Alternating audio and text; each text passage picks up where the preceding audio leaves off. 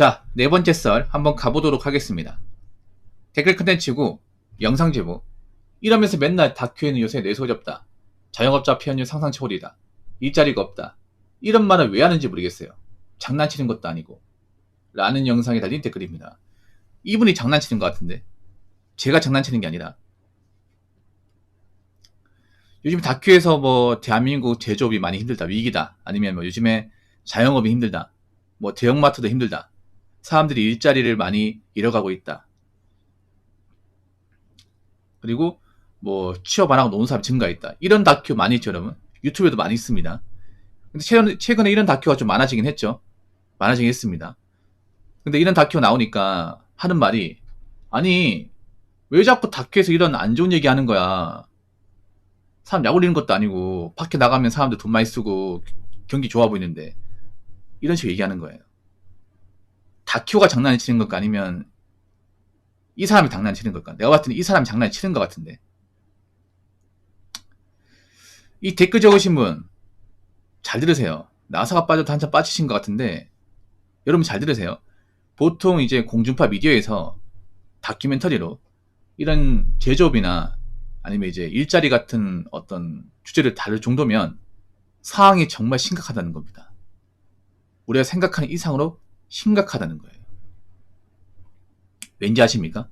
잘 들으세요. 보통 다큐멘터리는요, 이미 시작된 거, 그러니까 앞으로 벌어질 수 있는 것에 대해서 예상해서 얘기하는 게 아닙니다. 한 번도 그랬던 적이 없어요.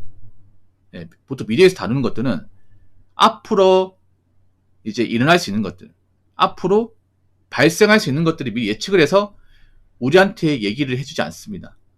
그럼 뭐 어떤 식이냐? 이미 사태가 벌어져서 굉장히 덩어리 커져가지고 이걸 더 이상 다루지 않으면 안 될 정도 심각한 것들, 그런 것들을 주제로 삼아서 이야기합니다. 이해가 되시죠? 거의 모든 컨텐츠가 다 그랬습니다. 모든 컨텐츠가. 예를 들어 예전에 뭐 B2 같은 경우에도 이게 너무 심해가지고, 오래전부터 있었는데 가면 갈수록 심해가지고 이걸 더 이상 공중파 다큐에서 다루지 않으면 정말 선을 넘겠다, 더 많은 피해자가 발생할 때 싶어서 경각심을 의지하는 생각으로 만든 거예요.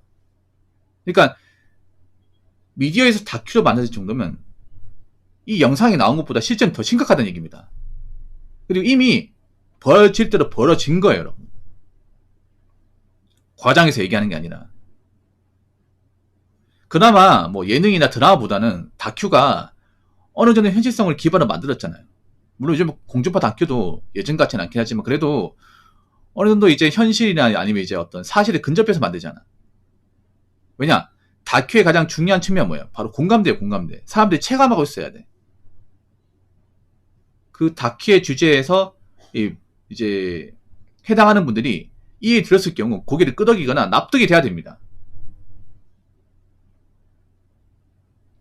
다큐에서는 이렇게 떠드는데 막상 그 업종에 있는 사람은 아닌데 왜 헛소리 하는 거지? 이런 반응이 나오면 안 돼.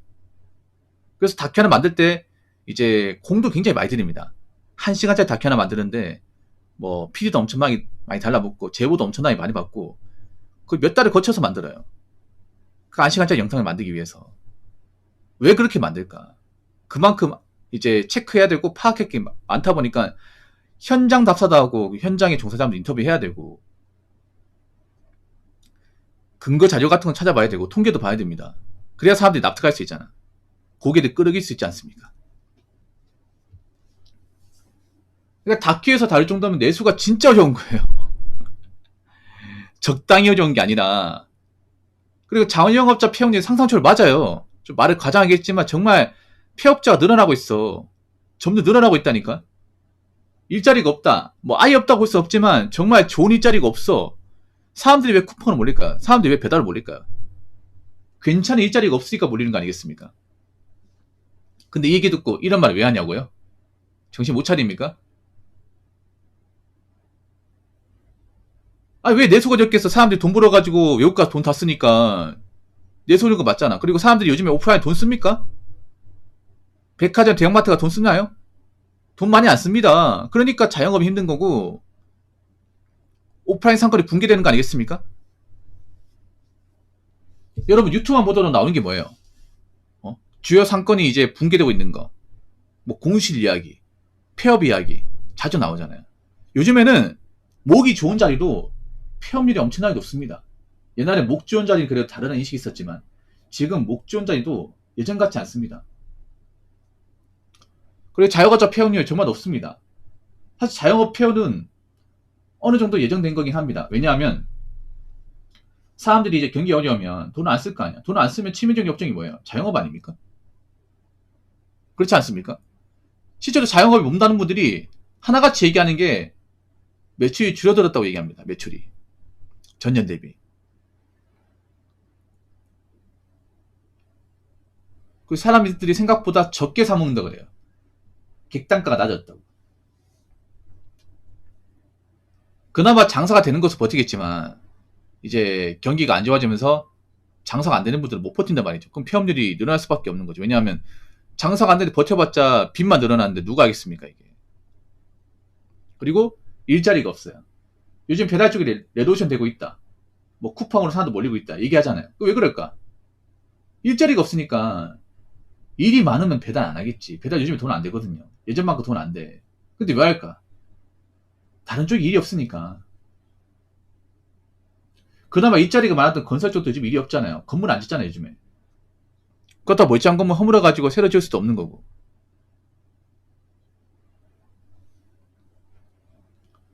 제발 좀 이런 말을 뭔가 장난으로 생각하지 마시고요. 좀 진심을 받아들이세요.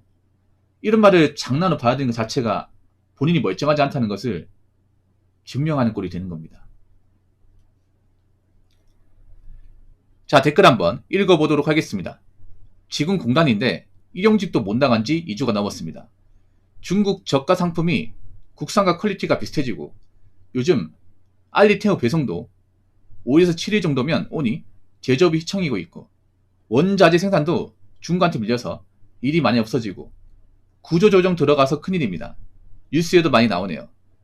각자도생, 정보도 진짜 힘듭니다. 힘내세요라고 적어졌습니다. 이분도 많이 힘드신가 보다. 예, 이분도 봐봐요. 일용직을 못 나갔다. 그럼 이분 일용직을 해야 먹고 산다는 거잖아. 그렇죠? 내가 일용직을 해서 먹고 살 정도면 이분도 상황이 원래부터 좋지 않았던 분이에요. 근데 요즘 일용직 못 나가니까 정말 안 좋은 거죠. 정말 안 좋은 거야. 근데 내가 이분한테 역으로 묻고 싶은 게 이분이 제 방송을 오래 보신 분 같은데 왜 그동안 충분한 준비를 안 하신 거예요. 여러분 보통 경기가 좋을 때는요 뭐 준비하고 안 하고 차이가 없지만 경기가 안 좋을 때는 오래전부터 준비를 한 사람하고 그렇지 못한 사람하고 이 결과값이 너무나도 상대가 안 되게 차이 납니다. 이분도 준비를 그렇게 착실하게 하신 건 아닌 것 같아요. 뭐 이렇게 이야기죠. 먹고 살기 바쁘다 보니까 여러 가지 사정이 있다 보니까 그렇다고 하더라도 대비를 하셔야죠. 이분도 내가 보니까 경제적으로 그렇게 여유가 있는 분은 아닌 것 같아요. 중국 저가 상품이 국산과 퀄리티가 비슷해지고 물론 중국 상품이 지금 우리나라 거보다 떨어지는 것도 있지만 거의 비슷해지고 있어. 거의 비슷해지고 있어요. 그리고 요즘 경기가 안 좋으니까 사람들이 싼 것만 찾잖아. 중국 거 싸지 않습니까? 적당히 싼 게 아니라 많이 싸요. 그래서 요즘에는 사람들이 꼭 중국산이라서 딱히 가리지도 않습니다. 싸니까. 그동안은 우리나라에서 중국산이 많이 들어오기 힘들었거든요. 왜냐하면 그전에는 이제 알리테무 같은 게 이제 국산으로 안 넘어오다 보니까 이제 물건을 구입하고 뭐 관세 내고 이런 게 복잡했어요. 옛날에 관세가 있다 보니까 이제 배보다 배꼽이 더 커가지고 그걸 망설이는 사람들이 많았거든요. 그리고 산다 하더라도 오래 걸렸어. 근데 지금은 오래 걸리지도 않고 그런 이제 배떼기라 하죠. 그런 것도 안 받다 보니까 뭐 가격에서 엄청난 메리트가 있지 이게. 그리고 요즘엔 제조업도 그 중국제 부품 같은 거 많이 쓴대요. 중국제 제품 같은 거. 예. 영세기업 같은 데는. 왜냐하면 그런 데는 나가는 줄여야 되잖아요. 예. 그래서 중국산 나사, 중국산 볼트, 중국산 드라이버 이런 거 많이 쓴대요. 왜냐 국산에 반에 반도 안 되니까. 경기가 안 좋으면 단가를 낮춰야 되잖아요. 이를 따올 수가 없으니까.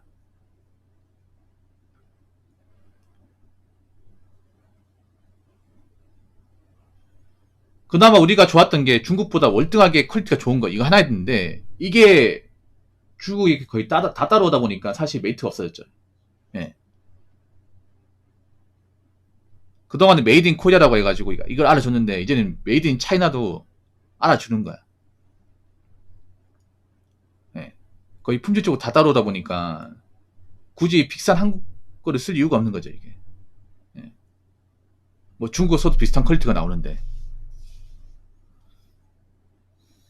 그러다 보니까 이제 한국 물건을 많이 안 찾게 되죠.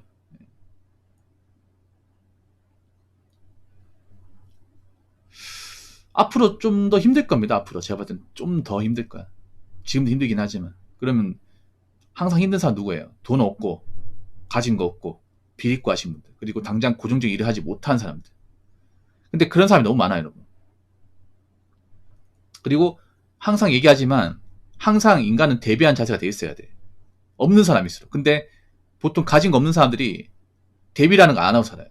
대비라는 거. 근데 왜 대비를 제가 하라고 살아야 하는지 아시겠죠? 왜 돈이 모여야 되고, 왜, 그리고 안정적인 직장이 있어야 되고, 왜 돈을 함부로 쓰면 안 되고, 왜 그 말 하는지 경기가 안 좋으니까 아시겠죠? 왜냐? 내가 지금 돈도 없고, 뭔가 일도 제대로 못하니까, 내가 지금 어떤 경기가 안 좋은 대가를 지금 받고 있잖아요. 근데 앞으로 더 세게 받을 거는 거지. 그래서 앞으로 여러분 있잖아요. 직장에 대한 불만은 되도록이면 가지지 마세요. 네. 그냥 내가 지금 꾸준하게 일할 수 있고 큰 걱정 없는 것만으로도 만족하시고 감사한 마음을 가지면 이랬으면 좋겠습니다. 앞으로 제가 봤을 땐 더 힘들 거라고 봐요. 더 힘들면 이분처럼 이렇게 뭔가 일을 가리면 안 되는 사람들, 금전적 여유가 없는 분들이 타격을 지금보다 더 세게 볼 겁니다. 아시겠죠? 자, 이상으로 네 번째 썰 마치도록 하겠습니다.